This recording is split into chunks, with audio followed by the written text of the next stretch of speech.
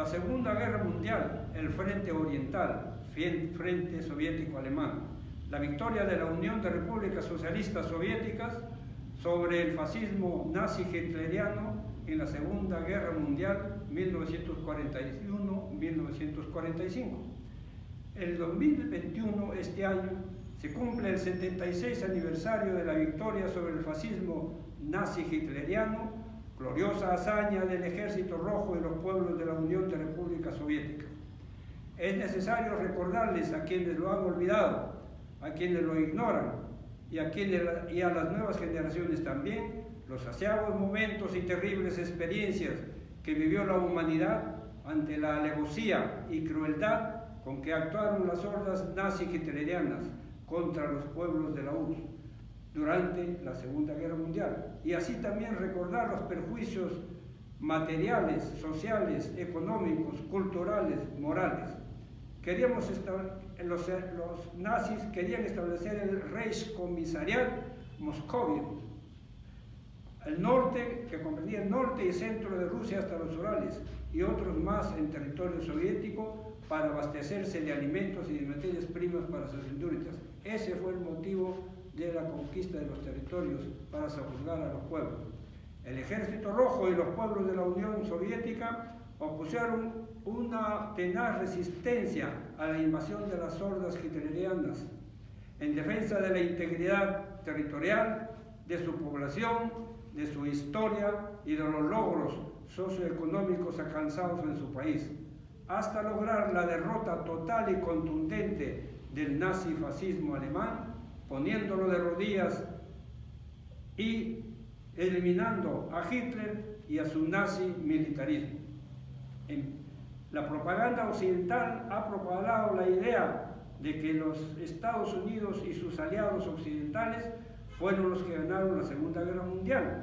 Por eso muestran películas, artículos periodísticos, etc.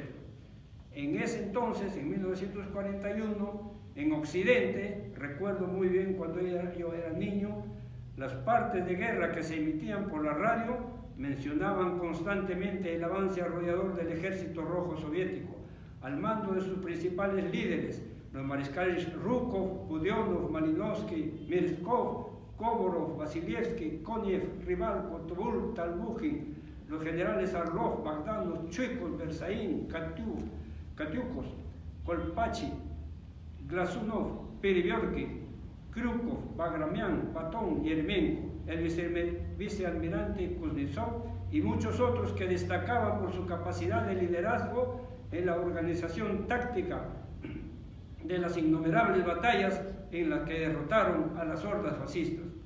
El pueblo soviético rojo y el Ejército Rojo llevaron sobre sus espaldas. Esto es muy importante conocerlo porque es lo que también se trata de olvidar. Desde el 22 de junio, que fue la invasión de 1941, hasta el 9 de mayo de 1945, que en Berlín firmaron su derrota, la mayor parte del peso de la guerra en Europa fue llevado por ellos.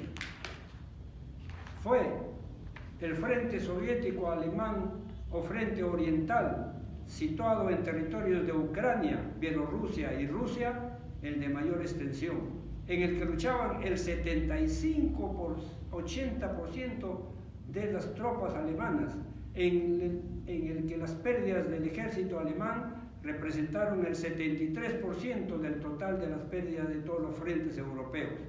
Alrededor también del 75% de los más feroces enfrentamientos militares de toda la guerra en Europa se sucedieron en el frente soviético-alemán, es decir, en territorio de la URSS.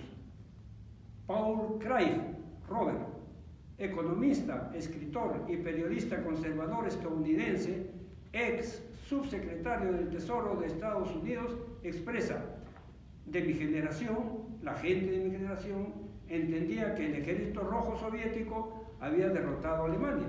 De hecho, la derrota de Alemania tuvo lugar antes del desembarco de los británicos y los estadounidenses en Normandía. Los alemanes no tenían fuerzas con las que responder a los británicos y a los norteamericanos en Francia.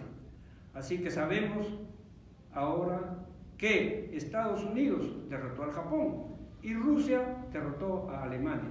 Pero ahora estamos reescribiendo la historia y a Rusia se le elimina sin más de esta victoria. A continuación, algunas frases de connotados representantes políticos y militares estadounidenses que testimonian el reconocimiento de la victoria del Ejército Rojo sobre el fascismo nazi hitleriano alemán, que se incluyen en el film La batalla de Rusia, ¿por qué luchamos? No sé si pronunciaré bien en inglés, Why We Fight, The Battle of Russia. Sus autores las dijeron hacia un país socialista, con régimen político y económico opuesto a su territorio. Por ejemplo, Henry Stimson, secretario de Guerra de Estados Unidos, expresó: en toda la historia no ha habido mayor demostración de coraje que la del pueblo de Rusia soviética. Otro señor, Frank Knox, secretario de Marina de Estados Unidos: nosotros y nuestros aliados estamos en deuda de gratitud eterna con los ejércitos y el pueblo de la Unión Soviética. Eso es lo que dicen en este film que se muestra en televisión. Otro señor, el señor George Marshall, ejército de Estados Unidos, expresó lo siguiente: la valentía y el espíritu agresivo de la lucha de los soldados rusos merecen la admiración del ejército estadounidense. Otro señor, Ernest King, comandante en jefe de la flota estadounidense, expresó: me sumo, puntos suspensivos, en la admiración de la defensa histórica y heroica de la Unión Soviética. Y por último, el más conocido de todos, el general Douglas MacArthur, en 1943, comandante en jefe del sector sur-este del Pacífico, expresó: la escala y grandeza de la iniciativa rusa, obviamente, la definió como el mayor logro militar en toda la historia. A pesar de la catástrofe humana, material, económica y moral sufrida por la URSS, su pueblo, el pueblo soviético, se levantó más fuerte, más esperanzado, más tesonero, más pacifista para reconstruir su nación, su madre patria. Hicieron más, la convirtieron en la primera potencia en lo material, en lo espiritual, en lo cultural y también en lo bélico. La convirtieron en garantía de paz mundial, en defensora de los pueblos avasallados, la propulsora de una nueva política a nivel mundial, el internacionalismo. Agradezco la atención prestada.